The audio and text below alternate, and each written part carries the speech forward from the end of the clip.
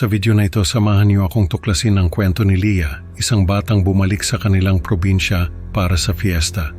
Ngunit natuklasan ang isang lihim na bumabalot sa kanilang bayan. May aswang na di umano'y lumilipad sa dating pook ng kasiyahan. At sa gitna ng takot at pag-aalala, isang bata ang misteryosong nawala. Habang naglalakad si Leah sa dilim, narinig niya ang nakakatindig balahibong tunog ng aswang na tila sumusunod sa kanya. Ano nga ba ang tunay na nangyari sa gabing iyon?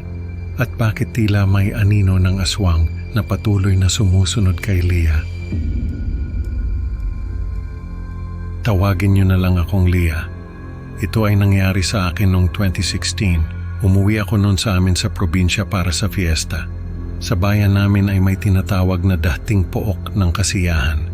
Hindi ko na lang babanggitin kung anong uri ng kasiyahan ang tinutukoy ko. Basta ang alam ko ay nagsara ito dahil sa isang insidente na kinasangkutan ng mga menor de edad. Malapit lang ito sa amin. Siguro, mga 3 kanto lang ang layo mula sa bahay ng lola ko. Doon ako tumutuloy kapag umuwi ako sa amin. Sa labas ng bahay ni lola ay may waiting shed kapag gabi ay may mga kabataan na tumatambay doon. Sabi ni lola ay huwag daw akong lalabas ng gabi. Kapag daw narinig ko na may mga kabataan na tumatambay sa waiting shed ay huwag ko raw silang pansinin. May curfew daw kasi sa amin at importante raw talaga na sundin yun para sa kaligtasan namin. Natawa pa ako noon.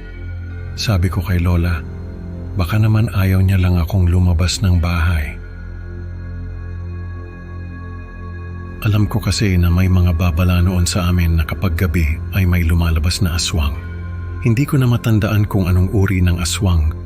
Basta ang alam ko ay may pakpak ito. Bata pa ako noon, kaya hindi ko na maalala kung totoo ba yung aswang o panakot lang sa mga batang katulad ko. Isang gabi lumabas kami ng kaibigan ko na si Trina. Naglalakad kami pa uwi sa amin. Mga 9:00 na noon. Malayo pa lang kami sa bahay ay narinig na namin yung tunog ng aswang. Ang sabi ni Trina ay sa dating pook ng kasiyahan daw galing ang tunog. Pagdating namin sa bahay ay nagtipon-tipon yung mga tao sa barangay hall. Sabi ni Kapitan ay nakita raw ng mga pulis na may lumilipad na kung ano sa dating pook ng kasiyahan. Doon na nagsimula yung curfew. 10:00 ng gabi ay dapat nasa loob na ng bahay ang mga tao. Naramdaman ko rin yung takot na naramdaman ng mga tao sa amin. May posibilidad na may aswang na naman sa amin. Lalo na kapag gabi at madilim na ang lahat. May nawala na naman na bata sa amin. Sabi ng mga magulang ay naglalaro lang daw sa labas yung anak nila. Hindi nila namalayan na wala na pala ito sa labas.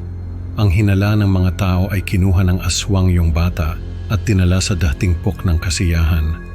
Hindi na naman ako nakatiis. Lumabas ako ng 10:00 ng gabi. Sabi ni lola ay huwag na huwag daw akong lalabas. Pero hindi ko siya sinunod kasi sobrang nag-aalala ako para sa bata.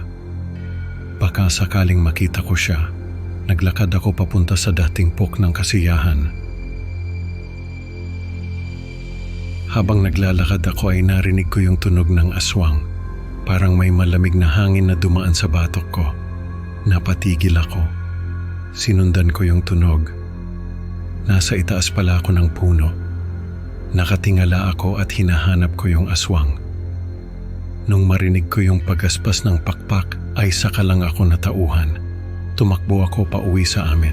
Nagdarasal ako habang tumatakbo. Naririnig ko yung tunog ng aswang na sumusunod sa akin. Nagmumula ito sa itaas. Paulit-ulit ko lang na sinabi yung mga ritual na tinuro sa akin ni lola.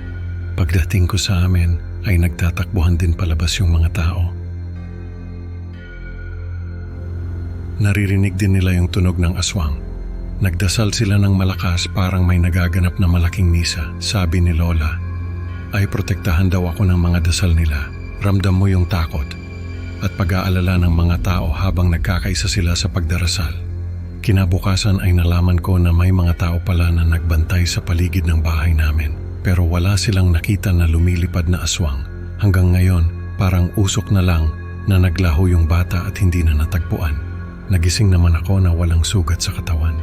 Pero yung bata ay hindi na talaga natagpuan. Hanggang ngayon ay rin yung tunog ng aswang na yon. Sa tuwing naaalala ko yon ay kinikilabutan ako. Parang bumabalik yung takot na naramdaman ko nung gabi na yon. Para bang kahit saan ako magpunta may anino ng aswang na sumusunod sa akin. Hindi ko alam kung bakit sa dinami-dami ng bahay sa amin ay sa bahay pa namin sumunod yung aswang na yon. Siguro ay may kinalaman sa akin. Pero nagpapasalamat ako dahil sa mga dasal ng mga kapitbahay namin ay hindi ako nagalaw ng aswang na yon. Sa kwento ni Leah, natutunan natin na hindi biro ang mga babala ng matatanda, lalo na kung may kinalaman ito sa mga aswang.